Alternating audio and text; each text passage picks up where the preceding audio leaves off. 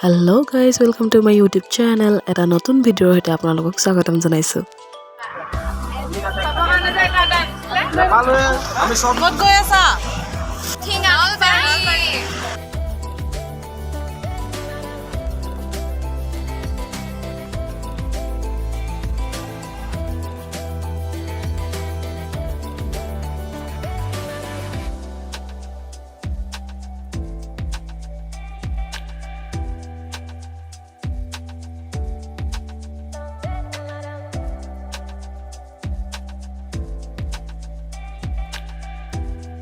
নলবাৰী পায়ে আমাৰ বাছখন য'ত ৰাখিলে তাৰ কাষতে দেখিলো ডিম্পুদাৰ দোকানখন.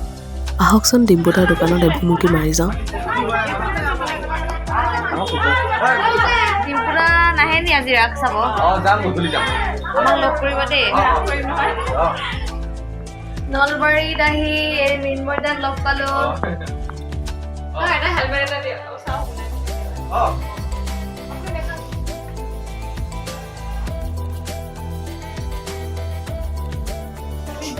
ডিম্পুৰা ক'ব আমি আহিছিলো বুলি গধূলি যাম এনে ৰাখ পাৰি আহিব দেই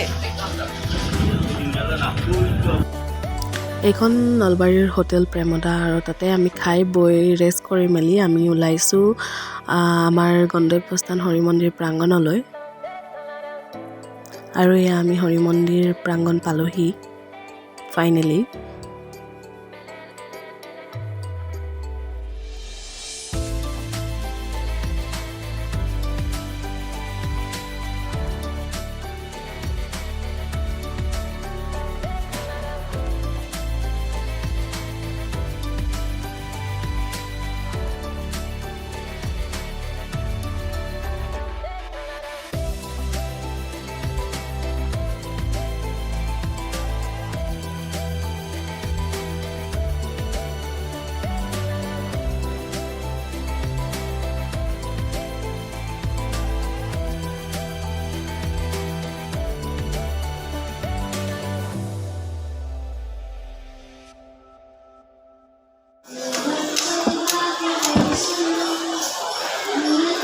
কেনেকুৱা লাগিছে বঢ়িয়া লাগছে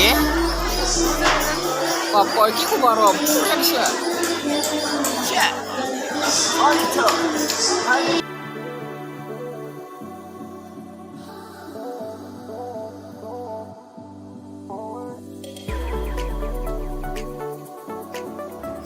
আৰু ক্ৰমাৎ গধূলি হৈ অহাৰ লগে লগে লোকে লোকাৰণ্য হৈ পৰিছে হৰি মন্দিৰ প্ৰাংগণ.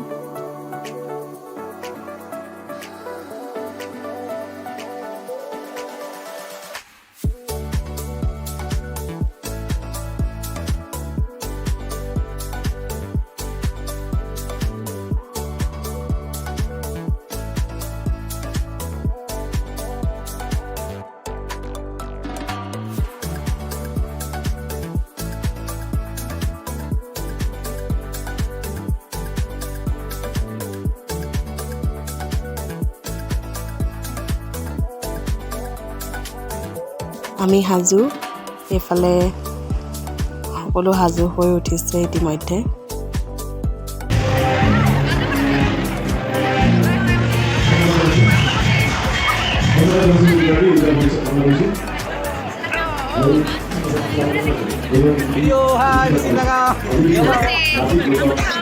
নাম বলো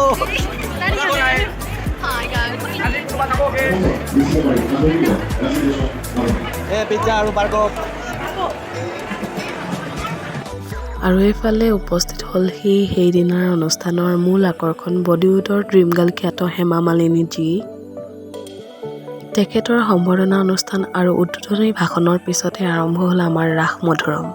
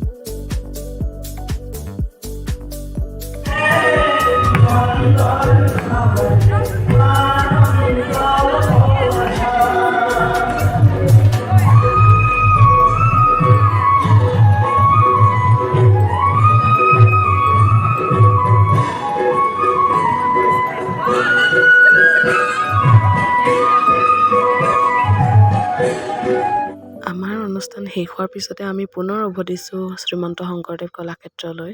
তাৰ দুদিন পিছতে অৰ্থাৎ 16 তাৰিখে পুনৰ প্ৰদৰ্শিত হৈছিল আমাৰ ৰাস মধুৰম সেই হৰিমন্দিৰ প্ৰাংগণতে। গতিকে আকৌ গৈছিলোঁ আমি নলবাৰীলৈ। দ্বিতীয় দিনা ভালদৰে ভিডিঅ' লোৱাৰ সুবিধা নাপালোঁ, কাৰণ সিদিনা আমাৰ হাতত সময় বহুত কম আছিলে। জীৱনত প্ৰথমবাৰ নলবাৰী ৰাস দেখাৰ সৌভাগ্য হোৱাৰ লগতে তাত ৰাস কৰিবলৈ পালোঁ। তাৰ বাবে শ্ৰীমন্ত শংকৰদেৱ কলাক্ষেত্ৰ সমাজক অশেষ ধন্যবাদ জ্ঞাপন কৰিছোঁ।